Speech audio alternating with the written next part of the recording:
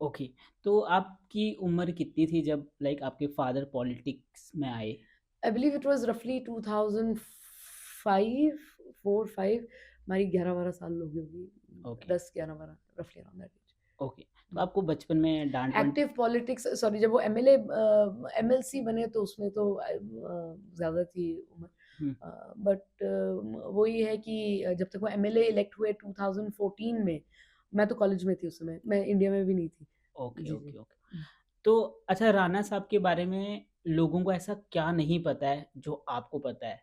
Like घर में जो बहुत सारी बातें होती हैं, like if we talk about spiritualism और लाइक फैमिली वाइज़ कैसे थे?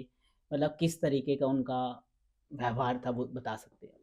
धार्मिक तौर पर हमारा ये सौभाग्य रहा है कि हमारा पूरा परिवार जो है बहुत धर्म के प्रति, खासतौर पर श्री माता वैष्णो देवी जी के बहुत सारे भक्त हैं। और हुँ, राणा साहब का बचपन से ही ये था कि कुछ भी शुभ कार्य करते थे तो श्री माता वैष्णो देवी जाते थे। हुँ, साल में हम, मुझे जितना याद है, तकरीबन 2-3 बारी तो श्री माता वैष्णो देवी साल में जाते ही जाते थे। हुँ, और घर में भी हर साल हवन होते थे, और काफ़ी राणा साहब धर्म के प्रति मान्यता रखते थे। और वो इस प्रकार के व्यक्ति थे कि वो सब धर्मों की मान-सम्मान करते थे, पर अपने धर्म से उनको बहुत लगाव था। और एक बढ़ चढ़कर वो सेवा करते थे। और वही मुझे लगता है कि जिस तरीके से कहते हैं पर्कोलेट किया है हमारी जनरेशन में भी।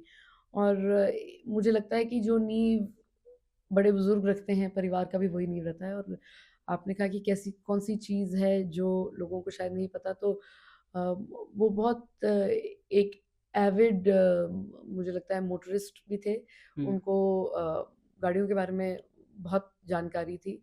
ओ खुद एक सिविल इंजीनियर भी थे, ओके, तो उनको बिल्डिंग्स के साथ भी बड़ी नॉलेज थी, बड़ी हुँ, कहीं पे भी खड़े होते थे एग्ज़ैक्टली बता सकते थे कैसे वो बनी हुँ, थी। और साथ में साथ मुझे अभी भी याद है, उनको बॉनफायर का बड़ा शौक होता था। ओके, तो मतलब जैसे कभी भी अगर वो तो ईगरली वेट करते थे, उनको बॉनफायर का बड़ा शौक था और बारिशों का बड़ा शौक था। तो बारिश अच्छा, के मौसम में उनको चाय पकौड़े का जैसे लोगों को होता है, तो हुँ, नगरोटा कॉन्स्टिट्यूएंसी में काफ़ी सारी ऐसी जगह हैं जहाँ पर जाकर वो हमें भी ले जाते थे वहाँ पे चाय पकौड़े खाने के हुँ, लिए। और ठंड जब होती थी तो वो बॉनफायर खुद लगाते थे। तो और कॉन्स्टिट्यूएंसी से भी जब लोग आते थे तो स्वयं बॉनफायर लगाना, उनके साथ उसमें बैठना उनको बहुत पसंद था। ओके। तो जब आप छोटे थे, मतलब जब आपके फ़ादर नए-नए पॉलिटिक्स में आए, तो आपको क्या-क्या वो सिखाते रहे? क्या आपको स्टार्टिंग से ही पॉलिटिक्स के बारे में वो बताते रहे, या आपको बोला कि आप अपनी एजुकेशन के ऊपर ही फ़ोकस करो, आपको बिज़नेस करना है? जैसे कि मैं पढ़ रहा था कि आपने इकोनॉमिक्स की पढ़ाई करी हुई है, तो उसका और पॉलिटिक्स का थोड़ा मतलब कुछ तालमेल नहीं है इतना, तो क्या बताया उन्होंने इसके बारे में? हमारे घर में पॉलिटिक्स की, सियासत की कभी बात होती नहीं थी। हम देखिए, हमने बड़े अक्सर ये कहा है, पब्लिकली कहा है, राणा साहब के पास अगर 24 घंटे थे, हुँ, तो 18-18, 19-19 घंटे वो कॉन्स्टिट्यूएंसी में ही रहते थे। हुँ, तो जितना भी हमें समय मिलता था, तो हम सियासी बात नहीं करते थे। हुँ, उनका एक बहुत जैसे मैंने कहा, बड़े बॉयस्टरस थे। उनका एक बहुत अच्छी एक चीज़ है जो मुझे लगता है सबको सीखनी चाहिए, ख़ास तौर जी, पर पेरेंट्स को। हुँ, वो जितने बजे भी घर आते थे, हुँ, वो सबको डाइनिंग टेबल पे बुलाते थे। अच्छा, और उनके एक बारी तो ऐसा हुआ है, मैंने पहले भी बताया, हुँ, कि राणा साहब बड़ी लेट घर आए, शायद 1 डेढ़ बजे आए, और हुँ, उन्हें सबको डाइनिंग टेबल पे बुलाया। तो मैंने उनके साथ मज़ाक किया, मेरा उनके साथ काफ़ी, मैं उनके साथ मज़ाक करती थी। तो मैंने हुँ। उनको कहा कि मैंने डिनर कर लिया है और अब सुबह मैंने नाश्ता करना है, तो अब ये क्या है? तो वो कहते हैं लेट नाइट स्नैक है ये। तो हम बैठते थे, और दिनचर्या में जो होता था वो स्वयं पूछते थे कि आपने हुँ, क्या किया? और उनकी एक ये ख़ासियत थी कि वो म लोगों के बारे में, जिस तरीके से वो बाहर थे, वो घर में भी वैसे ही थे, या हुँ, जैसे वो घर में थे वैसे ही वो बाहर में थे। हुँ, तो उनका कोई अलग कोई पर्सनैलिटी नहीं थी। तो हुँ, वो हमेशा पूछते थे कि दिन में क्या किया? क्या चल रहा है? उनको हर नॉलेज रहती थी कि और ज़रूरी नहीं है कि सियासी बात तो मुझे याद भी नहीं है उनके साथ हमने कब की हो। हुँ, पर ये ज़रूर वो पूछते थे कि अगर जब हम स्कूल में थे तो स्कूल ठीक चल रहा है, कॉलेज में थे कॉलेज ठीक चल रहा है। हुँ।